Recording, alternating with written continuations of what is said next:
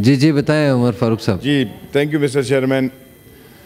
सबसे पहले आज तमाम अपने दोस्तों की बातें सुनकर और जो जीते हैं जो आ रहे हैं सब मायूस कुन नज़र आ रहे हैं और मायूस भी हैं, लेकिन असल बात आज भी कोई नहीं कर रहा। आज भी हम अपने मैंडेट की बात कर रहे हैं, आज भी हम अपने 4 महीने हम पे जो गुजरी है उस चीज़ों की बात कर रहे हैं।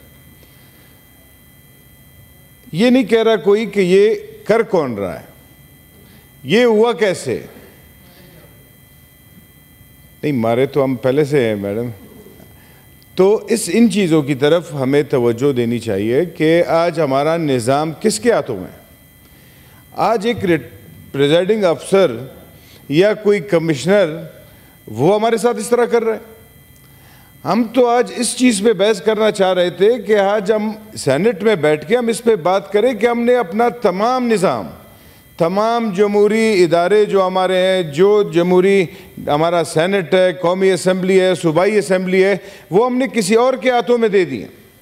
ये किसी और के रहमो करम पे चल रहे हैं और उसके ख़िलाफ़ जब तक हम सियासी पार्टियां आपस में वन एजेंडा इस पर बात नहीं करेंगे, इसको आप कैसे आज़ाद करोगे। हम बात कर रहे हैं मैंडेट की, तो आपके मैंडेट किसने चुराया। आपको 90-93 दिए या किसी को एक भी नहीं दिया, तो किसने किया। ये किसी सियासी पार्टी ने तो नहीं किया।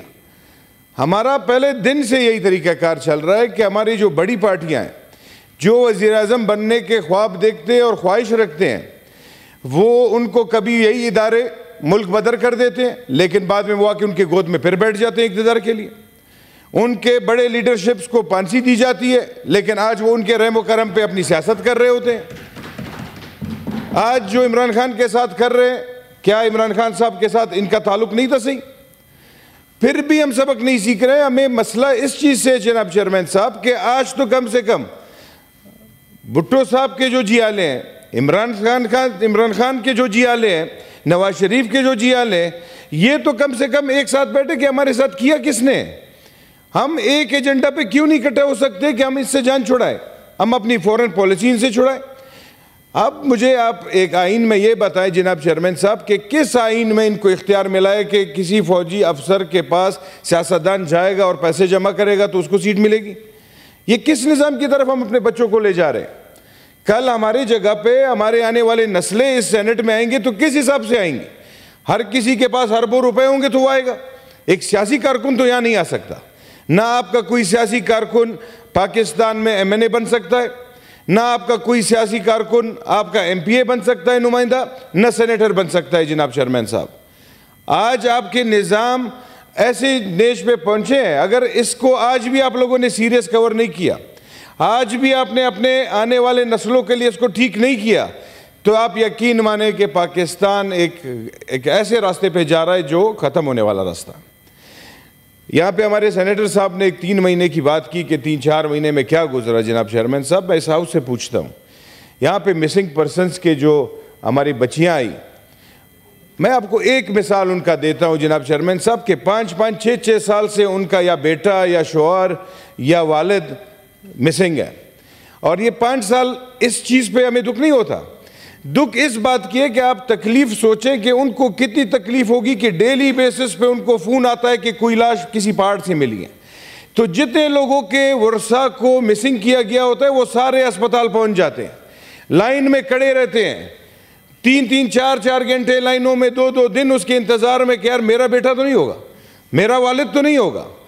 इतने अजियत से हमें गुजारा जाता है, इतने अजियत से बलूचिस्तान जब से पाकिस्तान बना है हमें गुजार रहे इस अजियत से।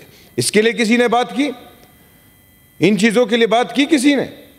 आपने मिसिंग पर्सन्स पे आंखें बंद की तो आज आपके मैंडेट्स मिसिंग हुए, कल आप लोगों के बाकी चीज़ें मिसिंग होंगी, कल आपका ये निज़ाम, आपका आइन मिसिंग होगा।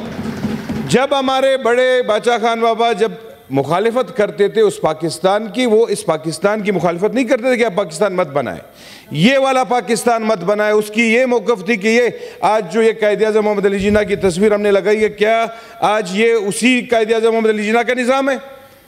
आज हमारा पाकिस्तान इस निज़ाम से चल रहा है। जिस मकसद के लिए इन्होंने बनाया था उस मकसद के लिए चल रहे हैं। आज आपके एपीएस के जो बच्चों को के कातिल है वो जीएचक्यू से छुड़ाए गए। आपका सारा निजाम आज यही फौजी निजाम चला रहा है। आज हम क्या कर रहे हैं जनाब चेयरमैन साहब? एक तरफ हम सब कुछ देख रहे हैं और एक तरफ इसके खिलाफ हम खड़े नहीं हो सकते, क्योंकि आप खड़े होंगे तो आपको बच्चे को मार दिया जाएगा। आपने अगर हकीकत बात की आपसे सीट ली जाएगी। हम कम से कम हम सारे यहाँ पे मुसलमान ईमानदार लोग हैं। एक दिन आपने पैदा होना है, एक दिन मरना है। ये जब आप सोचेंगे इस हिसाब से आप आएंगे तो आप बात कर सकेंगे। आज भी हम यहाँ रो रहे हैं कि हम इलेक्शन कमीशन के खिलाफ जाएंगे। क्यों भाई इलेक्शन के खिलाफ जाएंगे? इलेक्शन कमीशन ने क्या किया है? जिस इदारे ने ये करवाया उसके खिलाफ क्यों नहीं जाएंगे? जिन इदारों के वॉइस नोट सूबों में निकले हैं पैसे लेते हुए, उनके खिलाफ क्यों नहीं जाएंगे? हमें तो उनके ओरिजिनल नाम नहीं मालूम, जो फेक नाम इन्होंने रखे हैं और बोलियां लगाई हुई 20-20 करोड़ की, उसके खिलाफ क्यों नहीं जाएगा? मुझे तो समझ नहीं आ रहा है जनाब चेयरमैन साहब कि हम किस निज़ाम को, किस आइन की तरफ जा रहे हैं। यहाँ पे एक पार्लियामेंट लॉजेस से बाहर निकलते हुए पार्क में एक कुछ बन रहा है, तो मैंने पूछा क्या बन रहा है? कहता है आइन।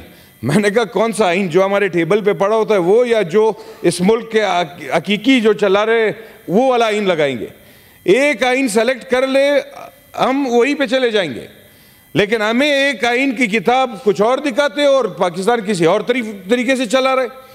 इन चीज़ों के खिलाफ हम सियासी पार्टियों को इकट्ठा होना पड़ेगा। इस निज़ाम को अगर आप इस तरह नहीं बदलोगे तो आपका मैंडेट तो छोड़े, आप अपने साथियों को पैदा नहीं कर सकेंगे। जो बलूचिस्तान के साथ हुआ है वो मिसिंग हर सूबे में आपके पॉलिटिकल लोगों के साथ होगा। हमारी तो यही बातें इस पार्लियामान में हमें एज अ पार्टी बात नहीं करनी चाहिए, एज ए कोलीग्स यहाँ पे हमें एक निज़ाम लाना चाहिए। हमें ऐसे बिल्स लाने चाहिए कि हम एक साथ हों। और इस पाकिस्तान को अब रेजोल्यूशन की ज़रूरत मेरे ख्याल से नहीं कि आज इस एक मोशन पे हम बात कर रहे हैं, रेवोल्यूशन की ज़रूरत है। एक रेवोल्यूशन जिस पे हम तमाम पार्टियां मिलकर उसके लिए करें और इस पाकिस्तान को उन लोगों से आज़ाद कराएं, तो तब हमारा पार्लिमानी निज़ाम बेहतर होगा। Thank you ji.